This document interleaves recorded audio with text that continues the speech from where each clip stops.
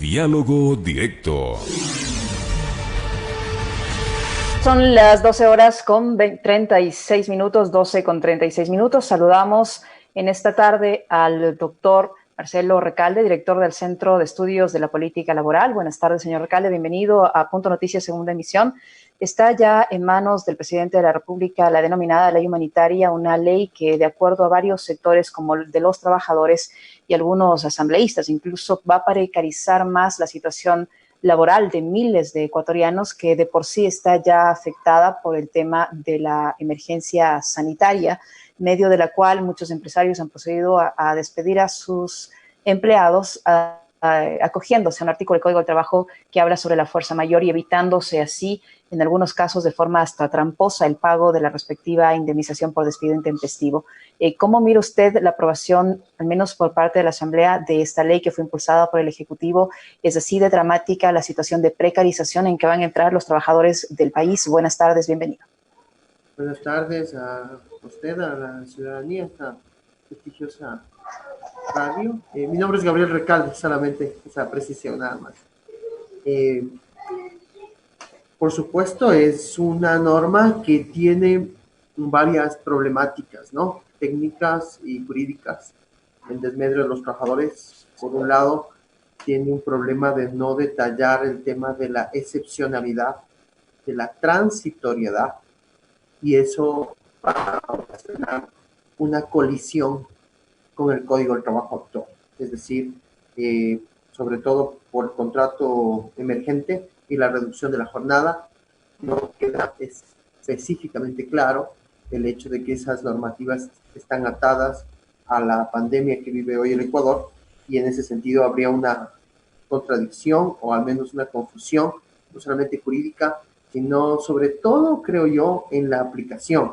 Ya si es complicado entender las diversas reformas laborales que se han venido dando desde el año 2015 hasta el actual, eso podría traer confusión. Y adicionalmente, otro problema de forma y de fondo que tiene la normativa es que no hace precisiones respecto a la estabilidad, no genera, pudieron haber existido otros elementos que el presidente pudo haber puesto en la norma para agilitar o provocar la estabilidad de los trabajadores, y por otro lado, sí, darles un respiro a los empleadores, no es que no se pueda darles a los empresarios, a los empleadores, sin afectar a los derechos irrenunciables e intangibles de los trabajadores y, bueno, en este caso también de los servidores públicos, porque la norma no precisa si es para el sector privado. Hay que recordar que la regulación del Código del Trabajo también se da en el sector público, por el tema del 229 que establece que las obreras y obreros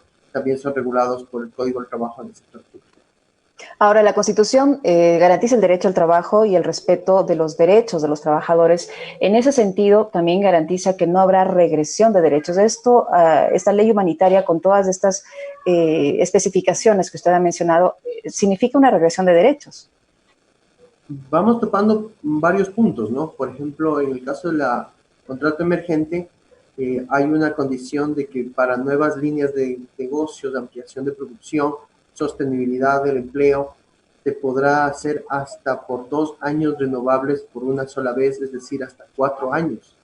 Me parece que es un tiempo exagerado para aquello, más cuando el contrato hace referencia a que exista este tipo de contratación cuando hay mayor cantidad o pedido por parte de inversiones nuevas que se pueden dar en el país. Eso suena un poco contradictorio con lo que sucede actualmente, ya que las industrias y los sectores más bien están deprimidos. Y el plazo es hasta 4 años.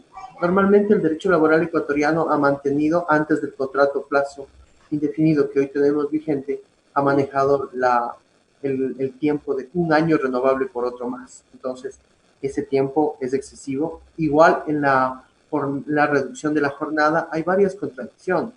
Por ejemplo, también hay el tema de que sean 2 años hasta 4 años, y por otro lado, no especifica que sea en acuerdo entre las partes. Dice que podrá pedir el empleador, más cuando el artículo 47.1 sí manifiesta la ley de promoción del empleo, hecha por el anterior gobierno, el anterior régimen, en el que sí establece que debe ser entre acuerdo entre las partes. Y un tema sobre la jornada, le reduce al 50%, pero le paga el 55%. Sin embargo, dice que el aporte, el pago al aporte a la seguridad social será sobre la jornada reducida, olvidando que la remuneración se paga, la afiliación al IES se paga sobre la remuneración. Entonces, ese es un problema no solamente de regresión de derechos, sino es un problema técnico. Es decir, la norma no ha tenido la precisión respecto a lo que hoy está programado por la Constitución para que pueda tener sintonía y aplicabilidad. Entonces, otros aspectos respecto a la reducida, que es el hecho de que se hará sobre las horas efectivamente trabajadas, cuando la reducción actual del 47.1 dice que sí son sobre las 8 horas. Ese es un elemento en debate muy fuerte, porque no hay que olvidar que los derechos de la seguridad social también son irrenunciables y también son intangibles. Entonces, pero con esto se van a ver afectados, porque en base al aporte se calcula tanto la jubilación como los fondos de reserva, por ejemplo, y la capacidad de endeudamiento que tiene el afiliado con la misma seguridad social. Claro, no hay una sintonía correcta en la redacción del texto de la norma de la reforma laboral en conjunto con la norma de la seguridad social. Son muy delicadas las reformas laborales, porque el rato que yo hago una reforma laboral tiene impactos en la seguridad social que es tanto hasta más importante que los mismos derechos laborales, y también afectaciones en otras áreas. Diga usted el derecho societario, el derecho tributario, etcétera, que también son parte de los derechos que tenemos los ciudadanos y en este caso los. Señor alcalde, ¿qué posibilidad tienen ahora los trabajadores de reclamar? Si esta ley va a ser sancionada, como evidentemente va a ser sancionada por el presidente de la República, que fue el impulsor de esta normativa, ¿qué posibilidades les queda a los trabajadores de reclamar? Porque hay casos muy asombrosos en los que personas que han trabajado 15, 18, 20 años en las empresas reciben ni siquiera $1,000 como liquidación. Uh-huh. Hay casos dramáticos en los que incluso han recibido 22 centavos como una especie de liquidación por el tanto tiempo trabajado. ¿Qué posibilidades nos queda a todos como trabajadores de reclamar? Hay dos aspectos que puntualmente nosotros como centro hemos analizado que son positivos de la norma, objetivamente. Uno es la reducción de 60 días a 10 días o a 7 días. Hay una confusión ahí también en la aprobación de la Asamblea para recibir el seguro de desempleo. Eso, haber reducido el tiempo, es positivo. Ese objetivo está bien. Cuando hay una contradicción ahí ojalá el veto lo pueda corregir. Y el otro aspecto es el que usted señala, por eso voy a ese punto, es la interpretación del 169 numeral 6 sobre caso fortuito y fuerza mayor. No es un texto perfecto, ninguna norma es perfecta, ata al hecho de poder reducir este tipo de circunstancias que en empresas florícolas, comerciales, etcétera, a diario se está terminando con esa figura, evadiendo la responsabilidad del pago del despido intempestivo y el desahucio, e incluso la obligación del pago de la jubilación patronal proporcional. Entonces, eso es demandable totalmente. Esas dos partes, incluido la última que hago referencia a la interpretativa, son positivas. Sin embargo, claro, hay sectores, los mismos trabajadores también han cuestionado la redacción de la norma precisamente, los empleadores también. Sin embargo, podríamos decir que es algo en general positivo, que podría responder y resolver este problema. Sin embargo, como interpretativa o sin interpretativa, eso tiene que ser en ámbito administrativo y judicial reclamado por los trabajadores con mucha fuerza, y no habría tribunal administrativo y peor judicial que pudiera negarse a que los trabajadores reciban la indemnización y el desahucio. Y algo más grave todavía, que es la jubilación patronal, porque nosotros hemos registrado casos en los que se les ha terminado a los trabajadores de empresas que van 18, 19 o peor, 20, 21, 22. Hay que tomar en cuenta que a partir de los 20 años los trabajadores tienen derecho a la jubilación patronal proporcional y los empleadores de esa forma están evadiendo esa responsabilidad, y ahí volvemos otra vez al discurso de los principios que son irrenunciables, intangibles, progresivos y no regresivos. Entonces, la verdad es que los tribunales se van a ver abarrotados de demandas, y ojalá también el sistema de justicia pueda dar cuenta de eso, porque en derecho los trabajadores tendrían que tener y deben tener la razón. ¿Usted le ve posibilidades, señor Recalde, de que la Corte Constitucional acoja a todo este tipo de demandas que se van a presentar y que resuelva la inconstitucionalidad de esta normativa?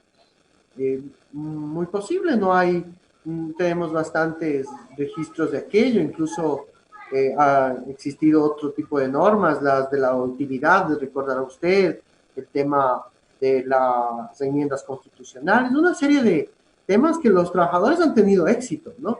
Si uno se pone a pensar, bueno, hoy no tenemos tiempo para hacer un catálogo de las sentencias, pero en general casi todas las sentencias que los trabajadores han promovido por sus derechos han sido restablecidos por parte de la Corte. Y en este caso es correcto, porque para eso es el sistema de la justicia constitucional. Si existe vulneración, por ejemplo, la ley COVID habla respecto al tema de vacaciones y dice que unilateralmente podrá fijarse el cronograma a los trabajadores de vacaciones, cuando el Código del Trabajo dice que las vacaciones son irrenunciables. Entonces, no es que es solamente mi opinión, no es solamente también estar a favor de los trabajadores, sino que eso está consagrado en el Código del Trabajo y la Constitución, no de hoy, no de hace mucho tiempo. Y respecto a este tema de vacaciones, que también es muy importante en la ley COVID, es bien sensible en los sindicatos, en los sindicatos, en las organizaciones, en donde por varios factores a los trabajadores se les niega las vacaciones, no hace el empleador un cronograma prolijo de ellas, y en ese caso ahorita podrían estar en contradicción con lo que resta la normativa. ¿Qué ley predomina en este caso? ¿Esta o el Código del Trabajo? Esa es una muy buena pregunta, porque para entender eso hay que entender que todas las normas que se han dictado desde la Constitución del 2008 tienen carácter orgánico, porque regulan derechos y obligaciones según la Constitución.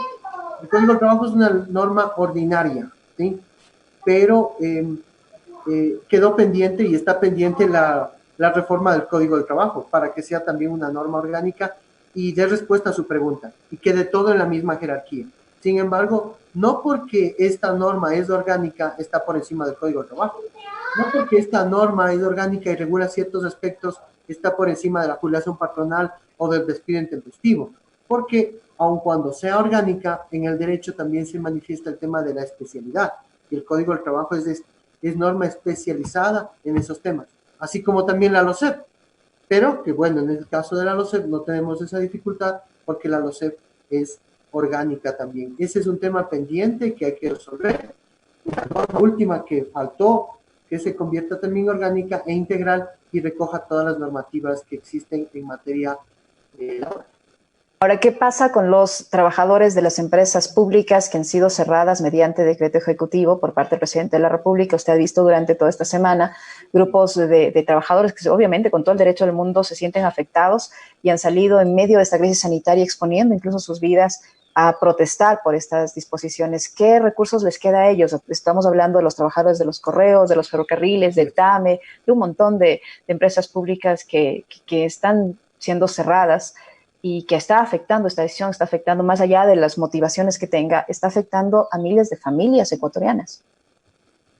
Quiero comenzar diciendo que no es que el Estado no pueda tomar decisiones.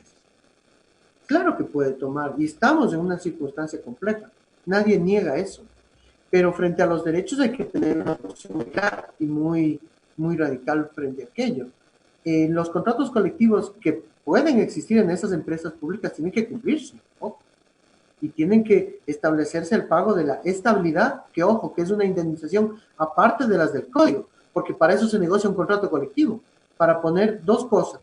Uno, la estabilidad, que es un valor que se les paga a los trabajadores para proteger lo que dentro del contrato colectivo, que debería estar reclamado los trabajadores, y si es el caso, hay otros aspectos de la contratación colectiva que se encuentran en los mandatos 2, 4 y 8 de los mandatos constituyentes, que son leyes orgánicas. Entonces, los trabajadores, el Estado pudo haber tomado esta decisión, que lo hace de alguna forma tampoco no muy planificada, ¿no? Lo pudo haber planificado más en el marco de lo que vivimos.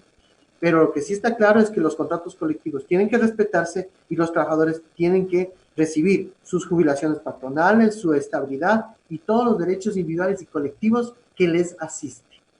Muchísimas gracias, doctor Gabriel Recalde. Ahora sí dije bien su nombre, le ofrezco disculpas, despiste de nuestra compañera coordinadora Gabriel Recalde, director del Centro de Estudios de la Política Laboral. Sin duda es un tema muy amplio, esperamos poderlo invitar en otro momento para que ir desglosando cada parte de esta ley, para que nuestros amigos oyentes, para que los trabajadores tengan clara cuál es el escenario al que nos vamos a ver enfrentados todos, porque es una ley que cubre tanto al sector público como al sector privado.